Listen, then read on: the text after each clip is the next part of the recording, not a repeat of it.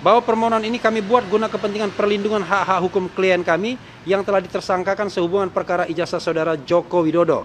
Berdasarkan hal tersebut di atas, maka kami mohon dengan hormat PPID Polda Metro Jaya dapat memberikan dokumen-dokumen yang kami minta tersebut.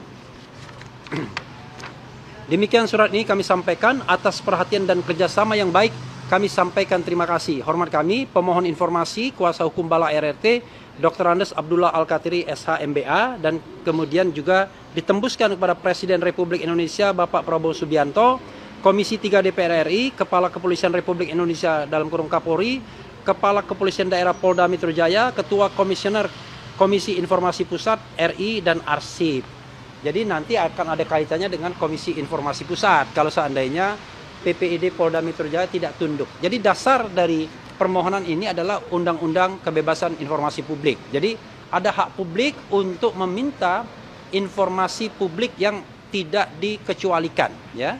Jadi kalau dikecualikan, ditutup misalnya, itu boleh. Tetapi kalau itu informasi umum, apalagi ini terkait dengan barang bukti atau alat bukti yang bisa menersangkakan orang, maka tentu justified untuk meminta sebenarnya barang bukti apa sih yang sudah diberikan yang menyebabkan Roy Respontiva ini kemudian ditersangkakan.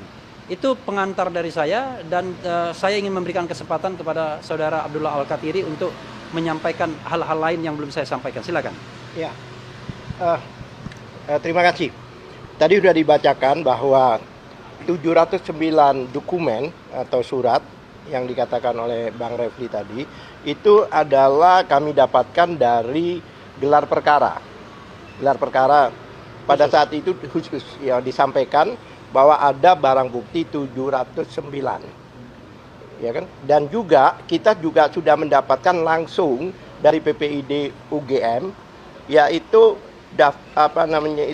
berita acara penerimaan dokumen yang mana 505 ini bisa dikatakan semua dihitamkan. Padahal ada konsekuensi ya, kalau dihitamkan itu harus melalui uji konsekuensi. Jadi tidak sebegitu aja. Apakah ini dalam penghitaman ini sudah diuji konsekuensi apa belum? Nah, karena itu sudah disampaikan ke penyidik Polda Metro Jaya ini. Nih, saya sambil buka lembarannya ya. Boleh. Nih, silakan teruskan. Iya. Ya, coba lihat ini. Dihitamkan semua. Nah, karena dihitamkan kami tidak tahu, apalagi status kami sebagai tersangka, yang mana kan tersangka ini berhak mengetahui bukti-bukti apa yang dipunyai. Dan kami tidak yakin bahwa 709 dan sampai 505 itu adalah benar-benar bukti dari perbuatan pidana. Yang dimaksud barang bukti itu adalah barang bukti yang berhubungan langsung dengan perbuatan pidana. Bukan cuma barang-barangnya orang dikumpulin dan sebagainya. Oleh sebab itu, karena kami penasaran, kami juga ajukan ke PPID, yaitu daftar, kami minta daftar loh. Daftar 709 yang dari gelar perkara, dan 505 itu yang langsung dari UGM yang ditembuskan pada kami. Tuh, hitam semua itu. Huh? Ya itu, terus. Ya, semuanya dihitamkan. 505. Ya, ini. 505. Ya.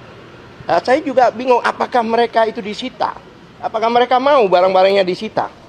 Contohnya ijazah pembanding dan sebagainya. Kami tidak yakin. Apakah paham yang seharusnya disita itu adalah bukti yang langsung berhubungan dengan perbuatan itu. Salah satu contoh ya, kalau ada satu peristiwa keracunan, ada satu cingkir yang dibuat meracun orang sehingga terjadilah kematian seseorang, maka yang disita ini cingkir ini. Karena ini langsung berhubungan dengan perbuatan pidana itu. Bukan cingkir-cingkir orang yang ada di meja-meja itu yang disita.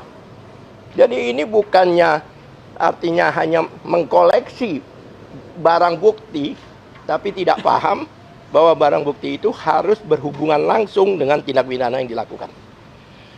Oleh sebab itu, kami yakin sesuai Undang-Undang KIP, maka kami ajukan ke PPID Polda Metro Jaya sini. Yang mana dalam 10 hari mereka harus menjawab. Jika tidak menjawab, biasanya ada toleransi 7 hari. Dan jika tidak dijawab, maka kita akan ajukan ke atasan PPID. Dan itu dalam waktu 30 hari. Jika tetap tidak dijawab, terpaksa kami ajukan permohonan sengketa di KIP. Atau biasa permohonan kalau orang awam bilang gugatan ya kan.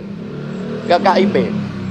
Karena KIP pasti mempertanyakan apakah yang dihitam-hitam ini memang sudah melalui uji konsekuensi. Uji konsekuensi itu bukan katanya, tapi harus sesuai dengan ketentuan undang-undang. Khususnya undang-undang KIP, yaitu Undang-Undang Nomor 14 2008. Itu saya sampaikan. Barangkali ada pertanyaan? Ya, saya tambahkan sedikit. Jadi kawan-kawan semua ya, biar tidak misleading. Sesungguhnya kasus ini adalah kasus yang menersangkakan Roy Rismond dan Tifa. Maka sesungguhnya kan yang harus dicari barang bukti dan kemudian jadi alat buktinya adalah apakah kemudian RRT, Roy Rismond Tifa itu betul-betul melakukan sebuah tindak pidana, dugaan tindak pidana sebagaimana disangkakan kepada mereka.